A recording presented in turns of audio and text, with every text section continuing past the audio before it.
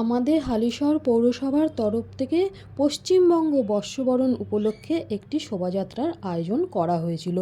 আয়োজনটি শুরু হয়েছিল হালিশহর রামপ্রসাদ খেলার মাঠ থেকে বিপিন বিহারী পার্ক পর্যন্ত। এখানে অংশগ্রহণ করেছিলেন বীজপুর পুলিশ প্রশাসন আর পৌরসভার চেয়ারম্যান এবং প্রত্যেকটি ওয়ার্ডের কাউন্সিলররা আরও অনেক সদস্য, স্বনির্ভর গোষ্ঠীর সদস্যরা, আরও পৌরসভার যে কর্মদাতারা আছে তারাও, আরও অনেকে।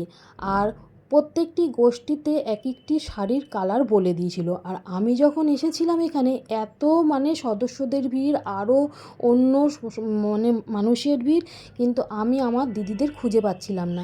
তাই আমি দেখতে দেখতে যাচ্ছিলাম, আর আমার দিদিদের শাড়ির রং ছিল হলুদ, তাই আমি হলুদ রঙের শাড়ির রঙের কালারেই খুঁজে বেড়াচ্ছি।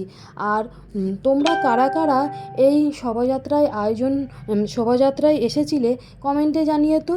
তারপর এক একটি মানুষকে এক একটি তার শিল্পকলা তুলে ধরেছিল। এই খুঁজতে খুঁজতে আমি আমার দিদিদের খুঁজে পেয়ে গেছি। তারপরে আমি এই প্রথম এই শোভাযাত্রায় অংশগ্রহণ করতে পেরেছি। আর আমার এখানে এসে খুবই ভালো লেগেছে। তোমাদের কেমন লেগেছে কমেন্টে জানিও।